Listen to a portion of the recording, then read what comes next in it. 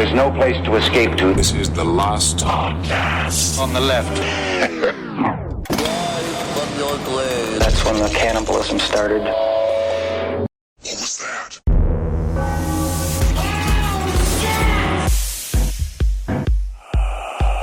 9/11 week is the best time to do a show.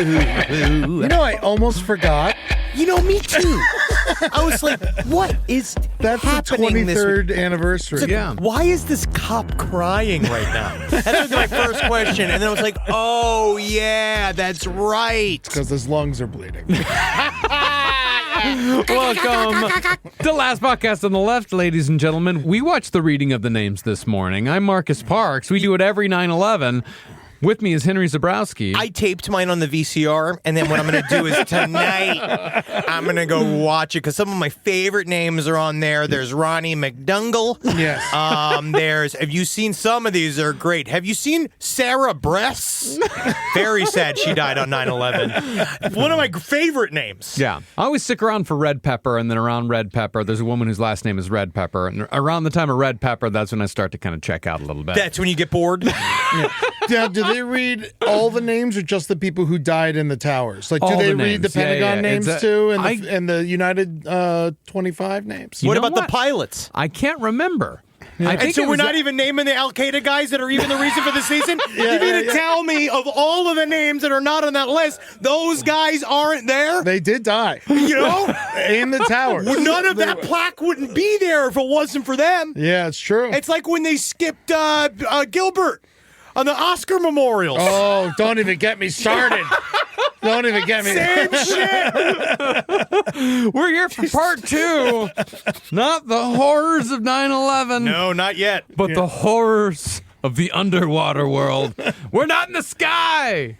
We're in the sea, or at least an approximation of the sea at SeaWorld. That's Ed, right. bring us back into it. Ah, yes, it was lovely. You know, it got great response. You know, it felt really good. A lot of messages. A couple people who worked for SeaWorld reached out to me. Yeah, they're trying to cover their fucking fins. There was, I will say, one of them was like, "It's great over here," you know, and then what are you talking about? We love it. Everybody loves it. But yeah, no, it was a thank you everyone who sent me the lovely messages. I really appreciate it. It's been interesting. You did some detective work this week. Well, this was a week that I started with orcas, killer whales. I did a little bit of research into one of the deaths that we'll talk about today, the Alexis Martinez death. But it is kind of interesting where I slid right into the world of man-eating tigers. Yeah. Have you done any reading about man-eating tigers? Yeah, dude, it's fucking nuts. We really need to do even a more extensive series on man-eating tigers. This is great. I feel like I'm inspiring you. Yes, and for those of you that don't know, so this is all throughout. It's some Asian countries, but a lot of it's in India. And Yes. what you're seeing is, so a man-eating tiger is what, by definition, is a tiger that has shifted its entire diet to eating only humans and hunting systematically only humans. Yeah. And so it's happened time and time again. Like there was one that like they're all like, I guess, what was that one movie with Val Kilmer? The Ghost of the Darkness, but that's lions. Yes, and that's that's lions, Africa. and so it's not the same. But there's stuff like the Champawat tiger. This one tiger killed at least 200 people. I love these alone. stories. Yeah, this one.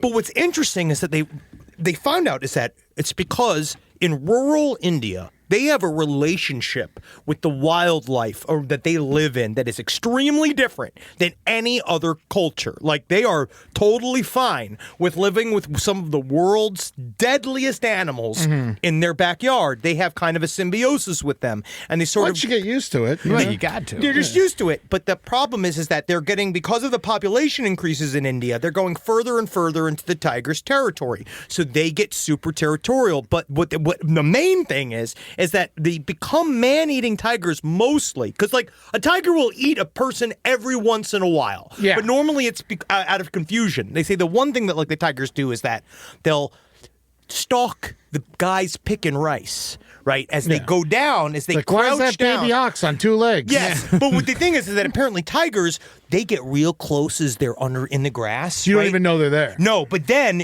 when they stand up, when humans stand up, tigers become disinterested because largely they are afraid of human beings. They Yeah. don't want to be anywhere near humans. Because humans have killed millions of them. Millions of Yeah, them. And yeah, we're dangerous monkeys. we're dangerous, highly dangerous. But when tigers get injured, and they don't get fixed, they said what happened with the Champawat tiger, and first of all, as they realized that, is that she had a upper and lower canine teeth on the right side of the mouth were completely broken. The upper one in half, the lower one was right down to the bone.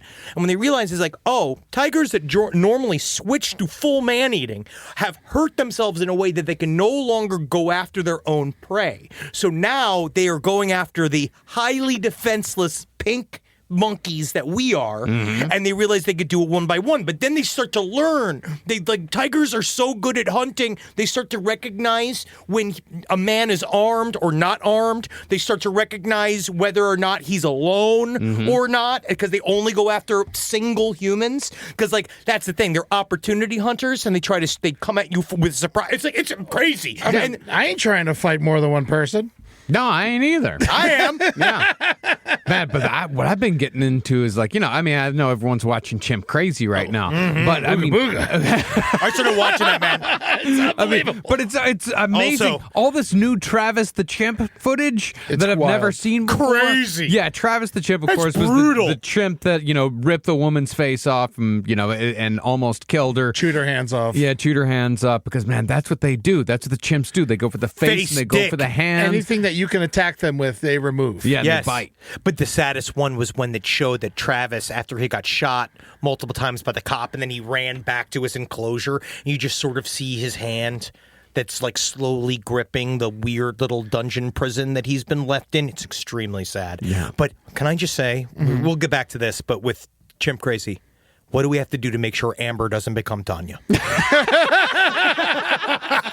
She's What do too we have to frugal do? to have chips. We have to make sure that she doesn't become Tanya. But you know what's interesting about the man-eating tigers is that not only is there's the issue with handling them is one is they try to find the man-eating tiger alone, isolate the man-eating tiger, but it's very difficult to do. It's because you have to find out there's a difference between if a tiger eats a human accidentally versus has been only eating humans, and they have to figure out how to prove that. So largely what all these people say is we kill the offending tiger and then we leave the other tigers alone. We're trying to keep them from mass killing all of the tigers, Yeah. which they at this point have yet to do. But the next issue is that their environmentalists wonder, they protest every single time they kill a tiger, whether or not it's man-eating tiger or not, because they're like, we need every tiger that we can get.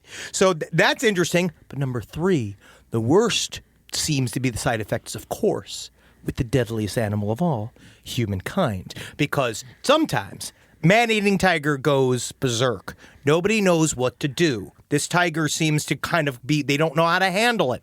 So there's people within the town have to debate. Do we kill it or not? Do we go after it or not?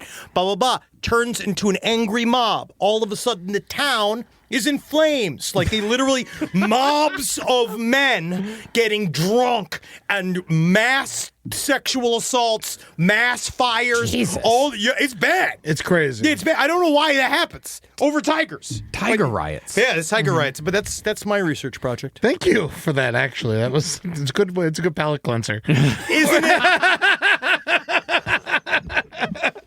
All right, so I'm going to take you to November 1983, Iceland.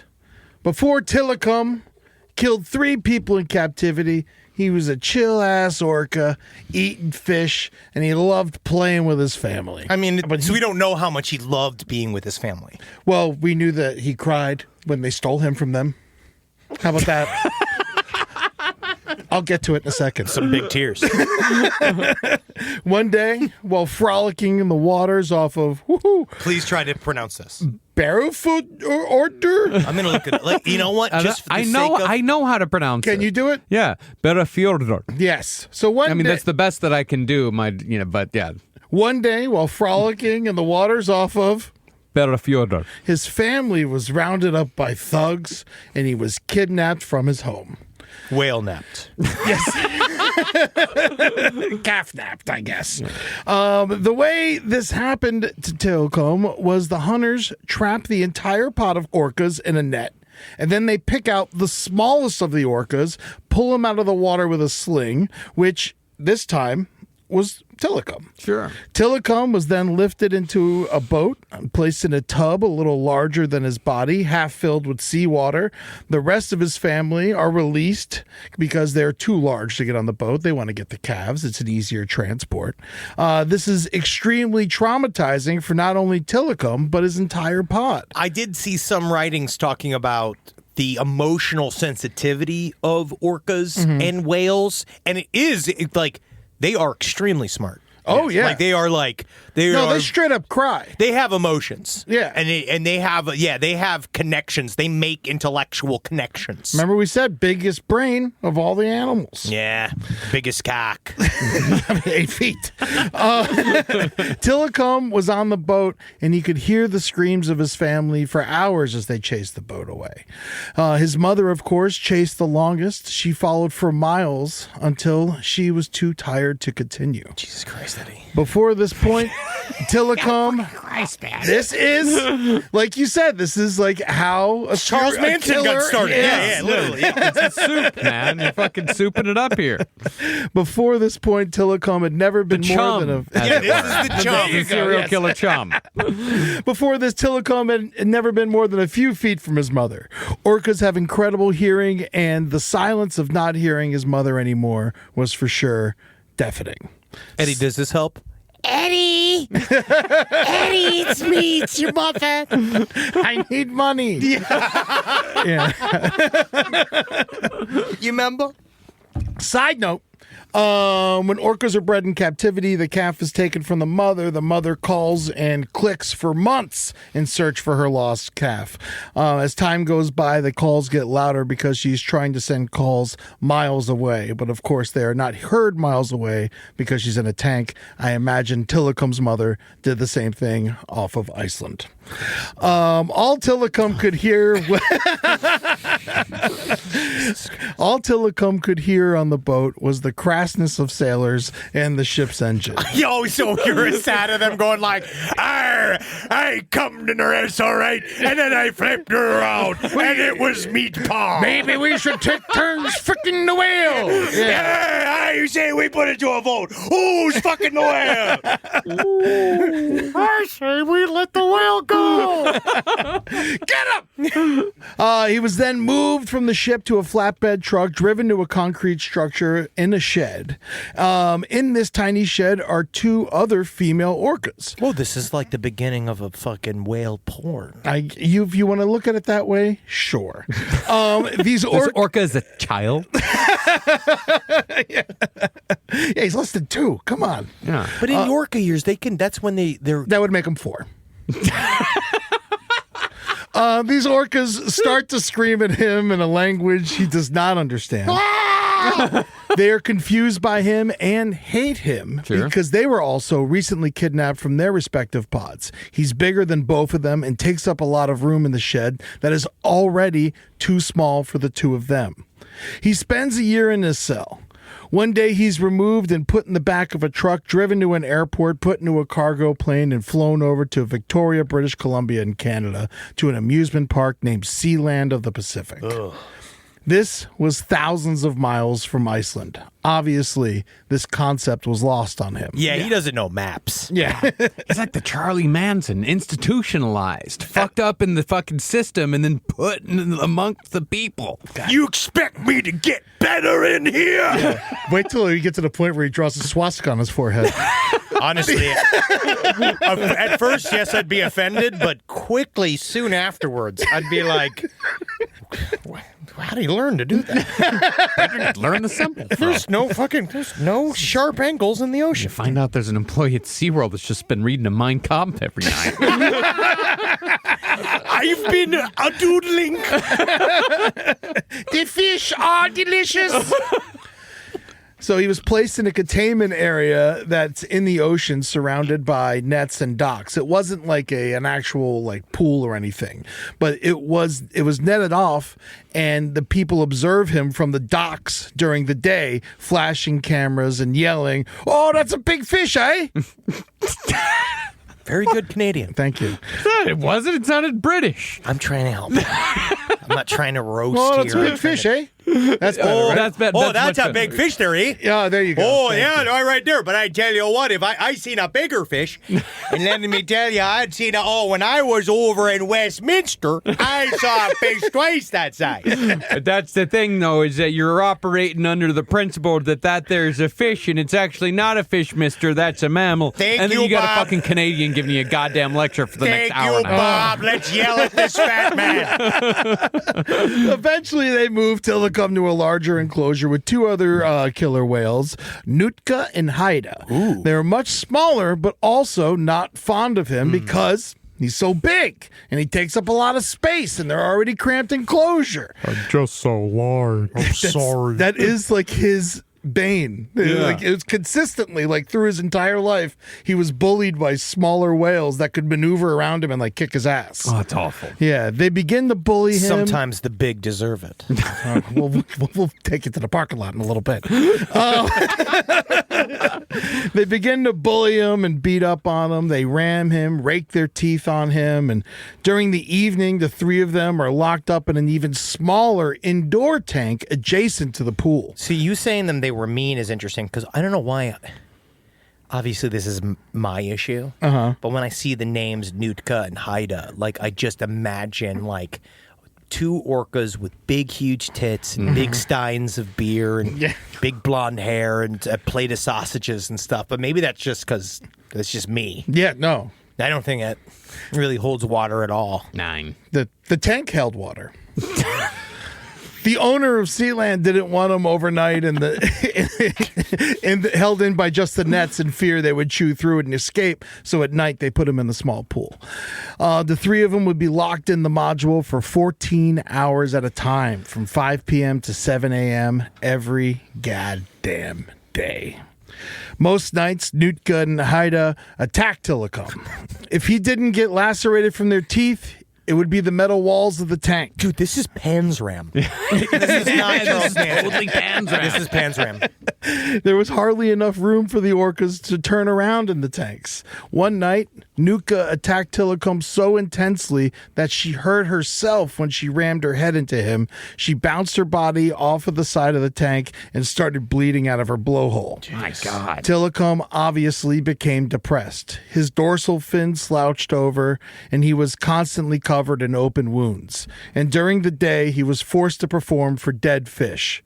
He very much would prefer to hunt and catch his own fish like he did in the wild. Of course. My God. If he refused to go into his nighttime enclosure with the other prisoner whales that beat him up, the humans would withhold food from him.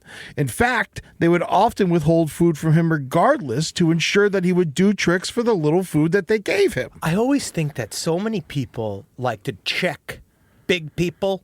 Oh, I mean, my like they dude, like to kind of. my whole childhood. Oh, yes. And I'd have to fight all the goddamn time because I was the biggest guy around. But there's something about this where it's like this idea. Humans are very interesting. This idea that you look at this 3,000-pound killing machine. 12,000. You know what I mean? And you're looking at this big thing, and your mind is, I can handle that thing. It's like Yeah. the first thing you thought, being like, yeah, let's figure that out. Yeah. He's gonna be begging for fish. Yeah, And it's in just fact, like, get two more and let's get people to come look at them. yeah, but meanwhile, like, I feel like it's like with bringing back to Chimp Crazy. Every single moment of Chimp Crazy, when the one where it was like they were all watching TV.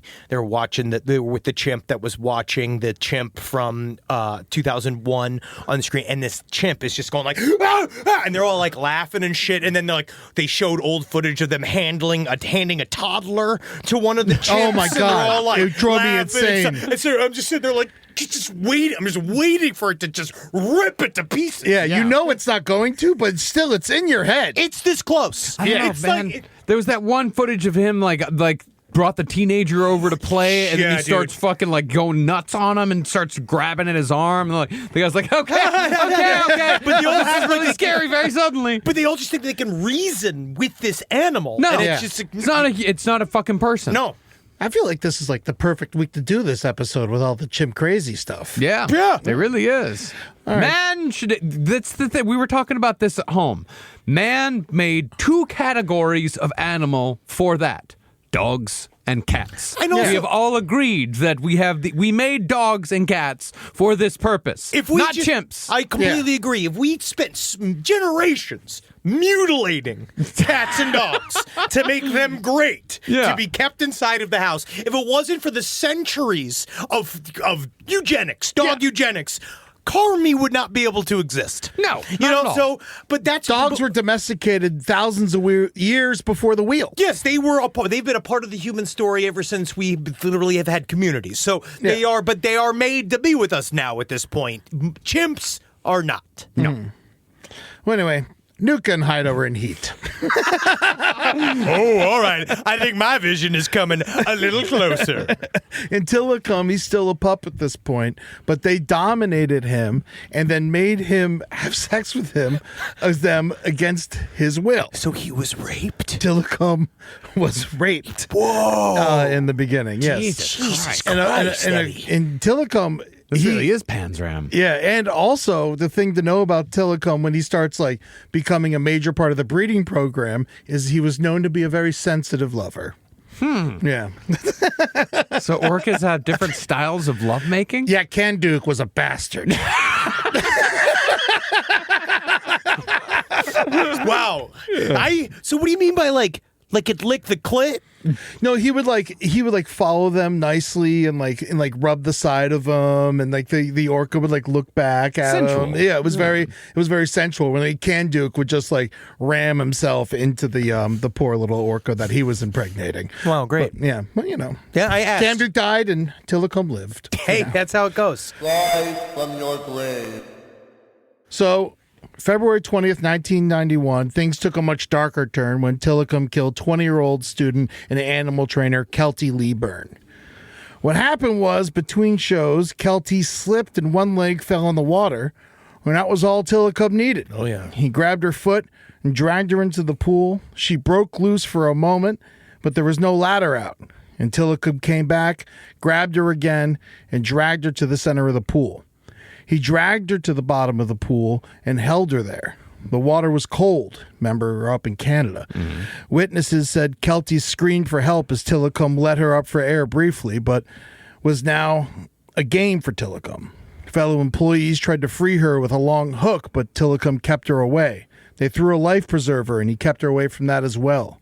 Staff was doing everything they could to distract Tilikum to release her, but he would not. There's something about, I was reading one about one of the tiger attacks that had happened in captivity, and also the Siegfried and Roy attack. Yes. The Roy attack. Well, that was in front of an audience of people. But that's interesting because they tried to take, but it's imagining all of the people desperately, like this giant animal is playing with a dead body in a pool. If you hit it with a baseball bat, it won't affect it. Yes, but they're literally like shaking keys at it. Like it's crazy. They have, slap the water. They have to slap the water, and they're shaking keys at it, and they got little fish, and they go like, "Stop it now, please stop it!" And that's that's all they can do because it's a 12,000-pound killing machine. Yeah.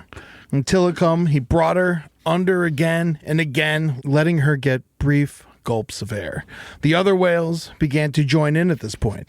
He was playing with her, balancing her while she cried on his nose. Whoa, so she was alive for that long. She's still alive. Then she's still alive. Yes, she's still alive at this point.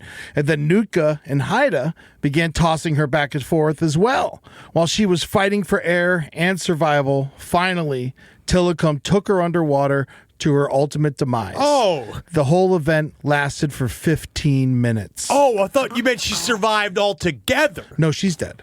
Yeah. Yeah, she's very much dead. I assumed. Yeah. Yeah, but now... Man, 15 minutes of just getting beach balled back and forth by a bunch of whales. Like 3 orcas. God.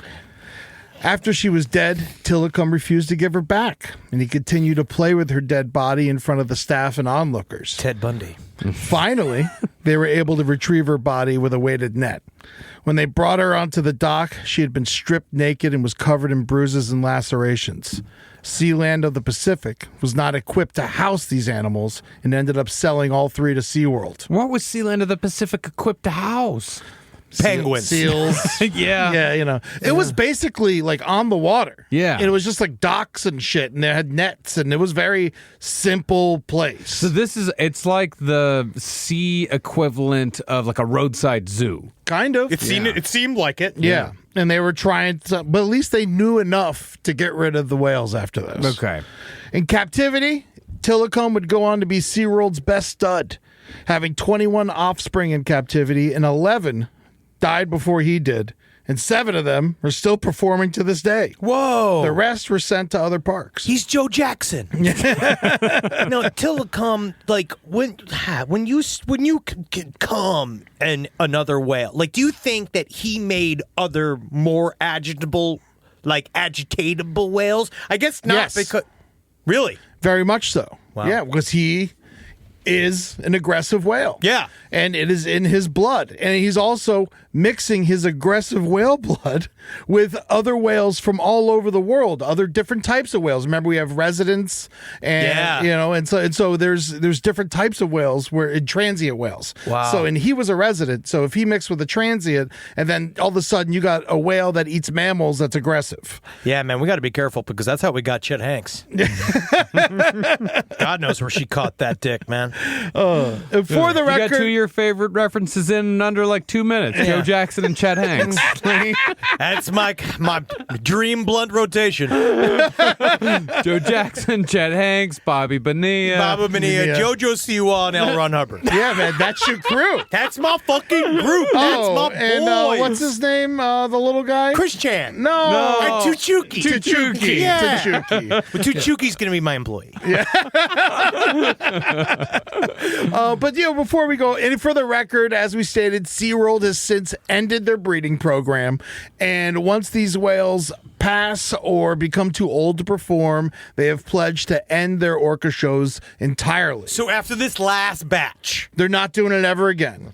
All right. And also, it's important to note that the trainers no longer get in the water with the orcas, and that has happened since 2012. Well, yeah, it sounds like that's the majority of the main issues here. Yes, yeah. So now the orca show is like there's a trainer on the side, and they do tricks, and it's more of like a presentation, and they teach you about orcas. Good. Yeah, which is better for sure.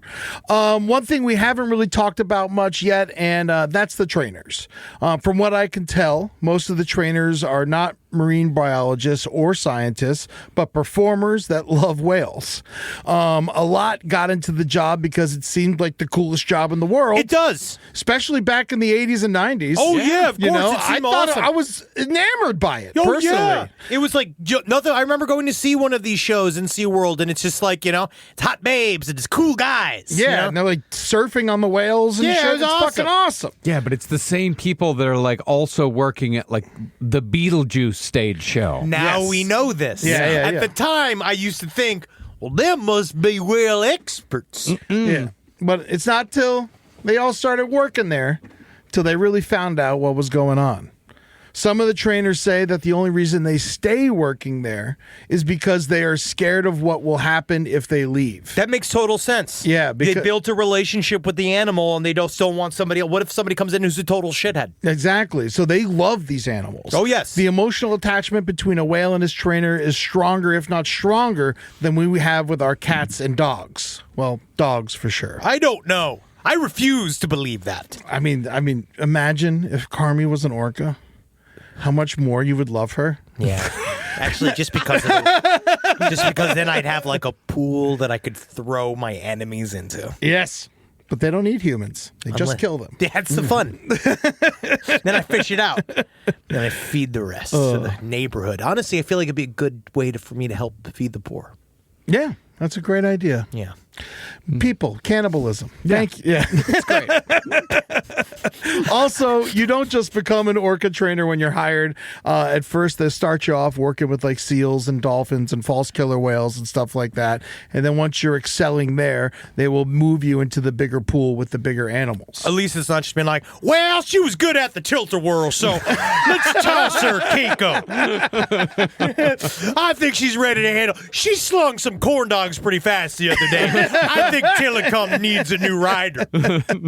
One ex-trainer, Carol Del Rey remembered applying for a tour guide position, and on her resume, she had a psych degree, a specialization in behavioral activities, a scuba certification, theater training, and was a competitive swimmer. Holy shit! Yeah, so they tried to make her an animal trainer instead of a tour guide, but she declined. She just wanted a job for the summer. When she was a tour guide, she was taught how to deal with problem guests who asked challenging questions. Yeah. Yeah, That was always me as a kid. yeah. She was told to avoid buzzwords and phrases like animals weren't captured but acquired. Yeah. Oh, you don't know how they got here. Yeah, the animals weren't in cages or tanks, but enclosures and aquariums. Captivity was called controlled environment, and animals never had sex. They engaged in courtship behavior. Nah, animals fuck. I know, but And we know. Shit. If someone asked where an animal was that had died, they were simply told to say, I don't know. I don't know. Instead of kill, they said Just like, actually, it's in the tuna sandwiches in the panini press. Yeah. Instead of kill, they say the animal ate, and they didn't ever want to say the word evolve because they were a Christian organization. Jesus so fucking Christ. SeaWorld had them use the word adapt. Oh my fucking God. I hate them so much more now. I didn't know it was more. I didn't know think it was possible for me to dislike SeaWorld more. You remember when Jesus was on the cross and he's like, capture the whale. Get me a whale. And lo, Jesus Christ would say unto his disciples, go out onto the seas and bring back all of the greatest fish and put on shows for the people. Jesus sounds good to me, Tommy. Got a bit of a question. What's a whale? But do you not remember the parable of Jonah? Honestly, no. No, that was in the OG book. on top of the water and I looked down. None of this shit's been written yet, dude. None of this shit's even been drafted yet, man. I believe Jonah and the Whale was Old Testament. But I think Old Testament, did they have the Old Testament during Jesus' time? Yeah. I mean, it was mostly talks and stories, I think at the imagine. time that it was just the Testament. Yeah.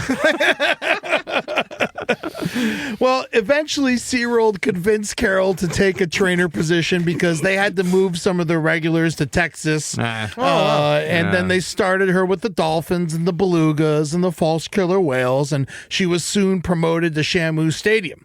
She got a whole new batch of glossary terms once she moved there. The first thing she was told was to tell people was the orcas only ate restaurant quality fish. Nothing but the best fish. Absolutely excellent fish. Top quality. You would get it anywhere at the sushi stop. You gotta love this fish. The best fish. Everybody knows it. They're all talking about They're all it. talking about it. Meanwhile, when the fish arrived in boxes, they had not for human consumption stamped on the side of it. But that was just cause that restaurant quality fish was for the whale. That's right. Just to make sure the humans didn't steal it. It said in really small words at the very bottom, jealous. So Shamus, they eat over 200 pounds of fish a day at SeaWorld. This includes smelt, herring, mackerel, salmon as a treat, and other fish. And this is much like Joe Biden, where there's multiple of them, right?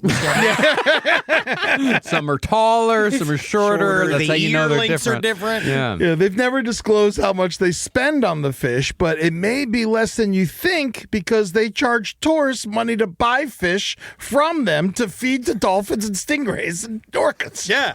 So it's a pretty good business model. Yeah, I was at this place I was at this gator reserve, which is they also probably had to change their name for at some point when I was in St. Augustine. Yeah. And it was really fun, but there was like an area where you go and the gators are obviously like way overfed. Yeah. Yeah. So that because they're 5 feet from you, so I'm pretty certain they just feed them and feed them and feed them and feed them. But a part of it was that you could go and you put a quarter in, and you get a handful of alligator feed, and then you just Was it just pellets? It was just pellets, but it's just like you're just watching countless children just literally pelt an alligator's side of its head Yeah, by throwing feed, just throwing feed, and they're like, feed the gator again, feed it again, Troy Joseph, and it's just like just going like, just throwing feed at its face, and it's bouncing off of this ancient killing machine. Just like, and they're just kind of like chomping it all up, and they're just so swollen and fat.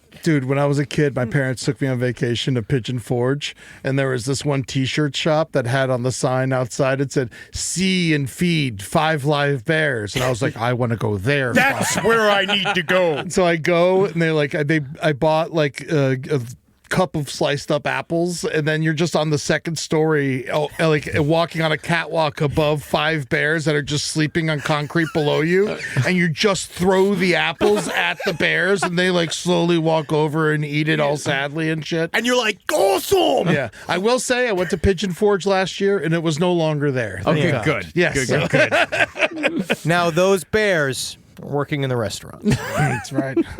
Paint them black and white. Put them in a pool. Our extensive collection of these new marine bears. They're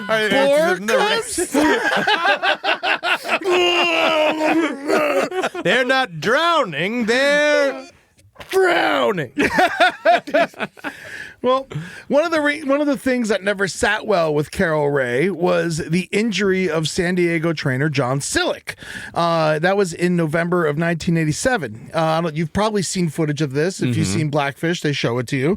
He was riding an orca named Nootka. Another orca named Nootka? This was Nootka too. I believe it was Nootka's daughter, I believe, which probably was Tilikum's daughter as well. No. Yeah. Because he got hard. He got hard. So yes. he got hard. So wow, Yeah. man. And Under so our Kamala presidency, that baby would be aborted. Yeah. Not in Texas. John. Don't fucking point at me with that. I haven't lived in that goddamn state in 20 years. We know you're still running it. So John was riding the orca, and it was during a show, and Orky 2 leaped out of the water and crashed on top of him, pinning him between the 2 whales. It didn't look that bad on the footage, but when you think about it, Orky 2 weighed 12,000 pounds. Yeah. And so John Sillick fractured his pelvis, his femur, ribs, along with other injuries, leaving him permanently disabled, and as far as I could tell, is in a wheelchair for life. Some people say wheelchair for life. I say I'm in a wheelchair for the fun of it.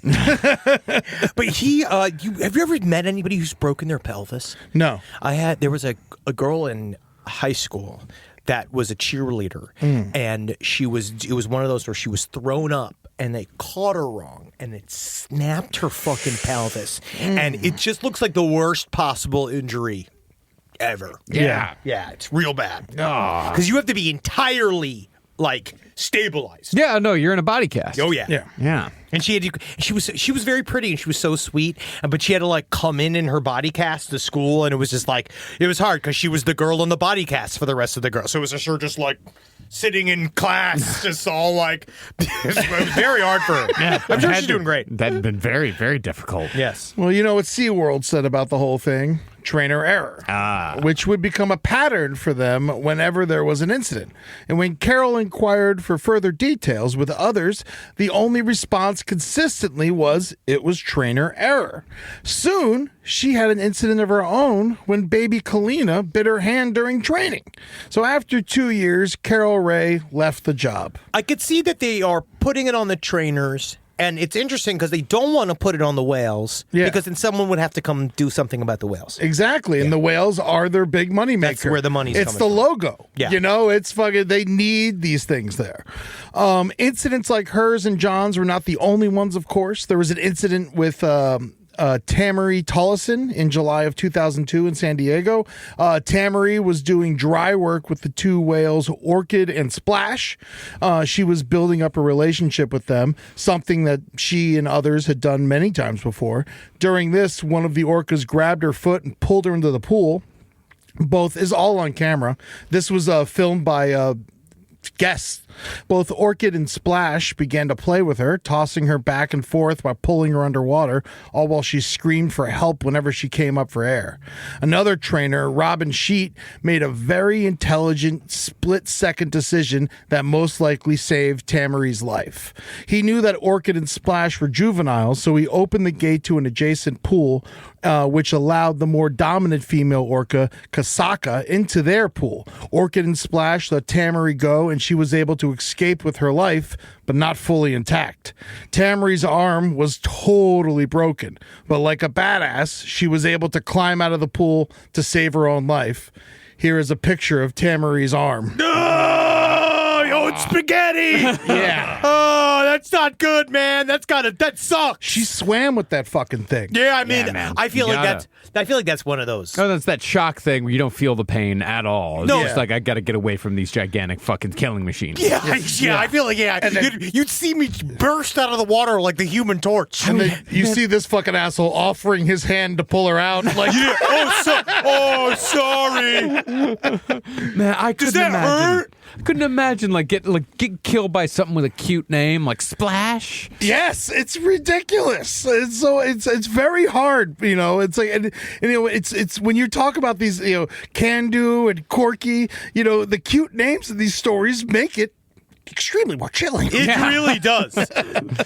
So Orchid was 13 years I wish old. they called him Porky though. Yeah, Because you know what it is? You know what's one of the most chilling sounds in the world? Is that it's like who did it great was with Jordan Peele with Nope, where that sound of the emergencies happened, the audience is freaking out, right? You're watching people run from the stands, but then the silence of the room when you sort of see the aftermath of the dead body floating in the water with the orca, but you still hear a world of wonder. Like you hear like all of the SeaWorld music playing as you're watching an orca nose a fucking Thank you for coming armless to corpse. Dine with Shamu.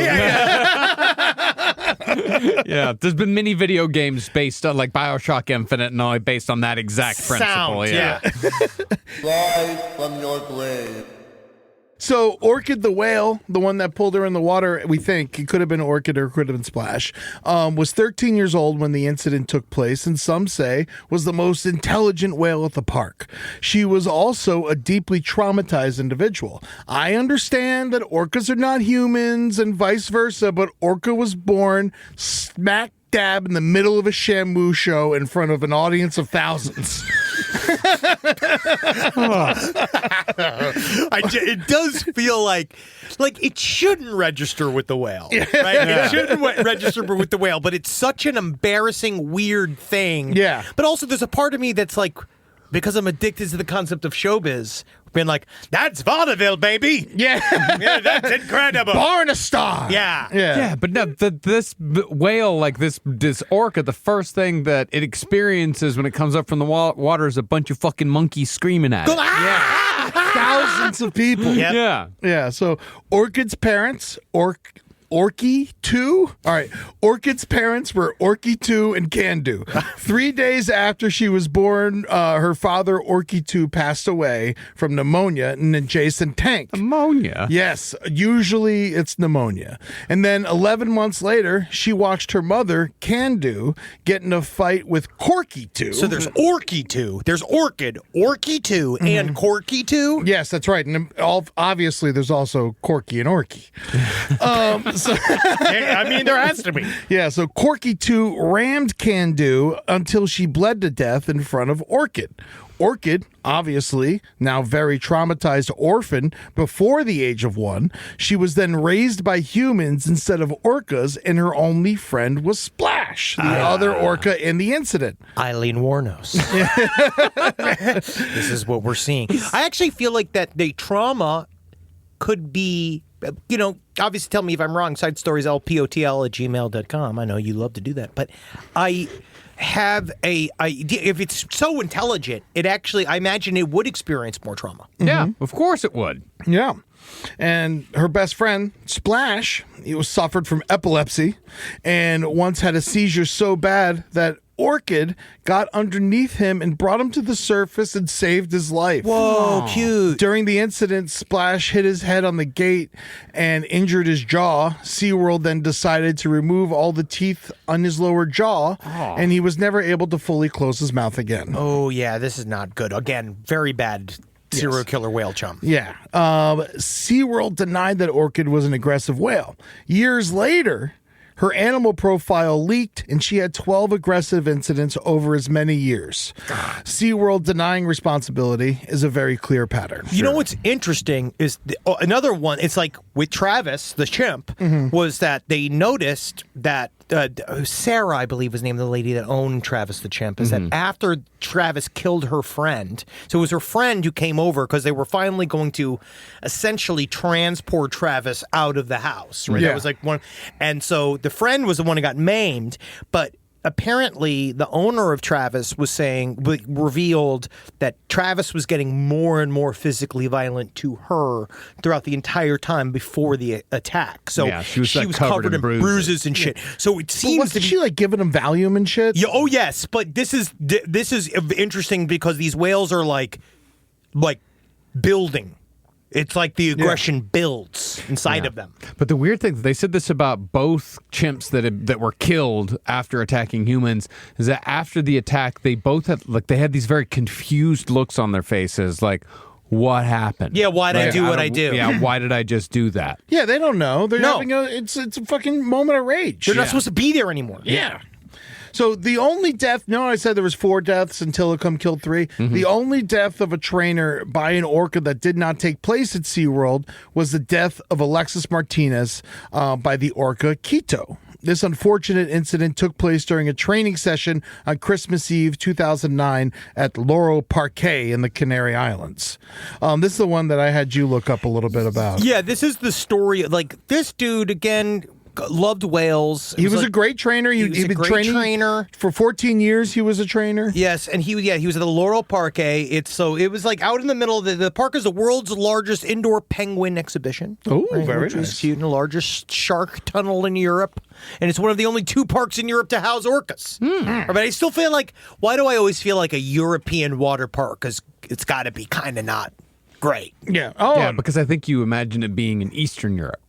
yeah. Yeah. Yeah. I imagine it's just like Hungary. concrete squares. And it's been like, welcome to Prokerskors. Where it's like, you will beg to see the monkey. You will cry and suck to see the puffin. Like, I could see it being like very intense and very sad in there. So Martinez was working maneuvers with Quito, and he'd done these a million times before, but he decided to improvise a little. And Quito rammed Martinez and then brought him to the bottom of the pool where Alexis laid motionless. So the way it happened is that he had been acting weird. Quito Yeah. had been acting weird the entire show, right? They were doing this thing. It was a training It session. was like a training session. He'd been acting strangely.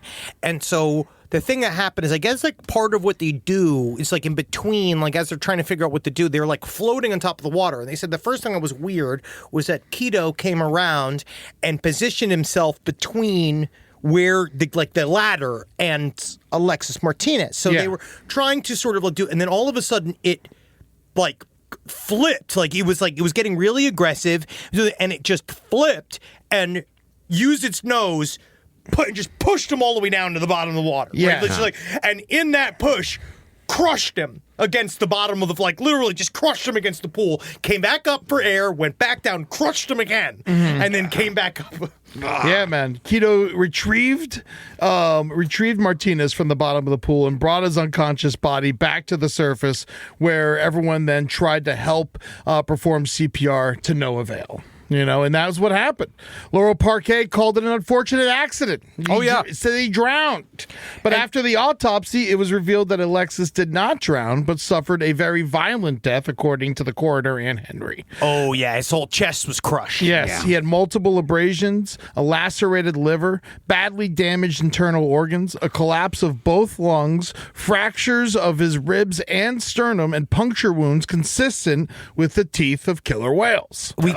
he was smooshed. Yeah. That would be the term, which you That's- very rarely see in true crime. You know, It sounds like a car accident. yeah. Like a really bad car accident. It I is mean, it- it's about the size of a car. But the only other smoosh we've ever covered was in the Salem witch trials. That With the is true. weights. With the trial by more weight. And interesting. Yeah. Pressed to death. Oh, good. I can't wait for the movie.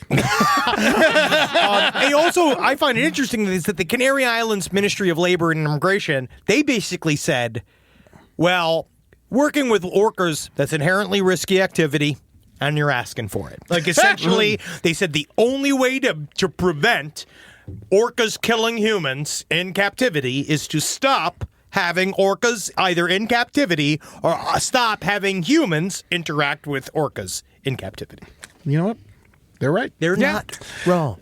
So I know what you guys are thinking back at home. Ed, you're piling on. This is called Horrors of SeaWorld. This happened in the Canary Islands at Laurel Parquet off the coast of Morocco, you know? SeaWorld has nothing to do with this.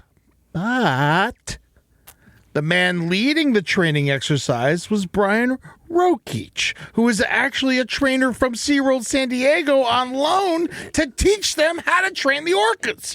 And Quito was one of 4 orcas on loan from SeaWorld. So Quito, in fact, had a list of incidents involving trainers back in SeaWorld in America. I find this, it's like priests. It's like they're moving them around. Like, it is, I do also find it interesting that the ones that go on to actually kill people have a track record of herding trainers over and over again. Yeah, they're traumatized. Yeah. Yeah, man, it's crazy. They hide the fucking incident. I just because they don't want to talk, because I feel like that's really the giant glaring red flag, which is it's not a one. They also can't say it's a one-off incident. Yeah. They can't say, "Oh, we freaked out." Like Roy, Siegfried and Roy, when he got attacked by the tiger, he was trying to say the way he tried to keep the what was I think it was like Monte Carlo. I forget the name of the dog. I was thinking the tiger. I don't remember its name. But he was dragged off stage. Rug? Yeah. when he was dragged off stage, so his name was like Monteclair. Montecore. Yeah, Montecore. Montecore. Yeah, Yeah, Montecore. yeah, yeah. And so he got dragged across the stage, and Roy tried to explain it as he's like, the problem is that during the attack, Roy had a stroke, and so he was trying to say, I had a stroke. The cat was trying to save me, and everyone's like, no, no, he was not. They're all like, because he smacked the tiger in the face. That was what happened. He smacked him in the face after he did something wrong, and then the tiger grabbed him by the neck. I never knew this. It was on Roy's birthday. It was on his birthday. 59th birthday. Damn. And they'll never say they kissed, Siegfried and Roy. They died pretty close to each other. Yes, they did. Because he died of COVID in the end, Roy. That's what got him in the end. The biggest tiger of all. It's from China. So, of course, with Alex Martinez's death, SeaWorld denied any responsibility. This was still before the 4th and most famous victim, Dawn Brancheau, and she would be the 3rd and final victim of Tilikum. Now, Dawn was not like the other trainers at SeaWorld. Oh, yeah? She wanted to be a Shamu performer since she was a child and stopped at nothing to achieve that goal. A lot of people considered her one of the best, if not the best, SeaWorld orca trainer there was. Damn. She was even featured on their billboards alongside Tilikum. If you were at SeaWorld Orlando or even picked up a brochure, you probably saw her and Tilikum together. Now, February 24th, 2010 was the last day of Dawn Brancheau's life. It's like a spouse killing it's like a husband killing a wife. Yeah, it really They is. were truly in love with each other. Yeah. Yeah. She had just finished a successful Dine with Shamu lunchtime show when the attack happened. She was in the middle of a relationship session with Tilikum when he decided to end theirs. What's a is that? relationship session? What does that mean? I mean, just basically like a date? You know, just like kind of like putting your arms up and he puts his arms up and it's just Okay. like you're just kind of like hanging out with it. And Okay. Like making Yeah. sure. And people kind of watch, like the VIP people kind of watch you do it and stuff like that. Yeah, but it's like forming the the show bond. after the show kind of. But yeah, they are forming a bond and they are in constant contact with these whales. Yeah. They're hanging out with them All the day. entire time they're at work. And they're playing with them at all times. That's the thing is like the orcas are very active, even though they're in a tiny prison. Yeah. And so, but they are. They better be. Yes. Well, they have to be if they're going to perform. Yeah. Yeah, and it'd be smart enough to, not kill everybody. I mean, you put me in a solitary confinement cell, I'm going to be pretty active in there. Yeah, you're going, running back and forth, much like in Chimp Crazy. Yeah. Did you know that after this incident, they put Tilikum in solitary confinement for a year? In a small pool, not much bigger than his body. Jesus. Yeah, so they had their relationship session. Yeah, and Tilikum grabbed her by the arm or ponytail, depending on who you talk to. SeaWorld claims that she was dragged in the pool by her ponytail, and it was her fault because she had a ponytail, and it seemed appealing to Tilikum, even though that's how she wore her hair on most days. There's footage from a guest just seconds before the attack, almost as if Tilikum was waiting for the camera to be turned off. They call it the millennial pause. Guest Suzanne Connell witnessed the attack and screamed, "He took her down! He took her down!" Because below in the tanks, they have like giant windows where you can go look underneath. Whoa. There was a viewing window where 30 guests were eagerly waiting for a photo opportunity with Tilikum. You would sit there and Tilikum would show up behind you and like nod its head and you get a picture and shit like that. Whoa, the best fucking picture ever, dude. That'd be fucking metal as hell. When Tilikum arrived, he had Dawn Brancheau in his mouth. Whoa! Tilikum then rammed her head at the bottom of the pool, dragged her body, and then held her there until she briefly broke free. Guests watched this. Several guests saw her surface and try to get to the edge, but Tilikum came back for more. This is serious. Again, it's like if a serial killer was doing kills on live stream. Yeah. At this point, more than 24 SeaWorld employees tried to come to her aid, putting out a net, others slapping the water with their hands. It's going and paddles. yeah. Come here. That's literally all they can do. They go, stop. Yeah, they were doing whatever they could to get the fucking thing's attention. Because they can't all go, they don't have the big knives on giant poles like they do in Japan or in Iceland, where they would just start stabbing it to death in front. Because that would also, I wonder what that would do if like that's how they handled it. I imagine it would immediately kill her. Yeah. Instead of waiting a long time. Tilikum's most dangerous game was not going to end yet. He circled the pool with Dawn in his mouth. He drove her to the bottom again, and her body again drifted to the top. She was no longer moving. He then circled around and rammed her for a third time at full speed. He held her body captive for over half an hour. Ugh. Eventually, the staff were able to lure him into a medical pool and cover him with a net. Dawn's body still in his mouth, confused and angry, he shook her like a dog with its toy. 10 more minutes passed before they finally got her body out of his mouth. After they retrieved her body, her arm was detached and still in his mouth, and her ponytail had been scalped from her head and was floating in another pool. Jesus Christ, dude. What do you think? Is there any sort of wondering like what goes through their heads during a moment like that? Is it just because they are giant wild animals and they flip out and you're just... It's also a game. It's boredom. It's a game. Like, if they play, they could do that sort of ram games. Is that what they do with other orcas? It seems like they didn't know that they were doing it. Yeah. That's what it does seem like. And then afterwards, it knew. Yeah. And it was depressed. Whoa. Yeah. Jeffrey Dahmer. They tried to bring Dawn back to life, but the event was too violent, and she passed away there next to the tank. You may remember the famous image on the news of her body with a blanket over her and Tilikum in his tank next to her crying, possibly not sure what he had done. Yeah, I mean, the only way you would know if he had actually purposely done it if he was posing like hard style next to her body.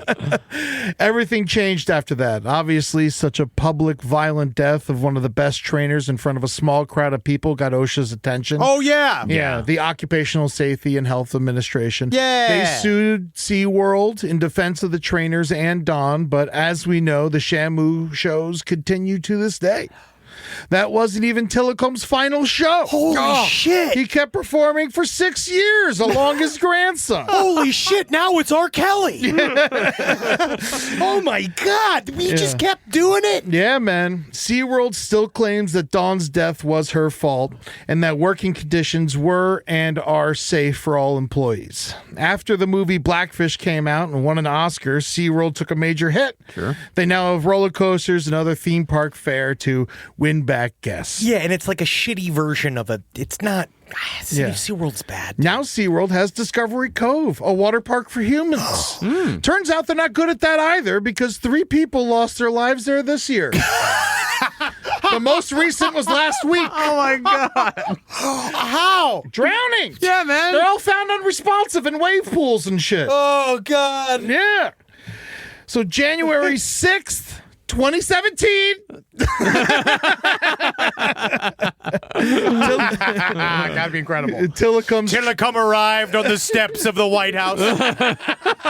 We're shot going through a window. No, January 6, 2017, Tilikum's troubled life came to an end when he died, as many captive whales do, from bacterial pneumonia. If I had hands, I'd put them around the throat of the world, and I'd strangle them to death. And that's his quote from his last words. Yeah.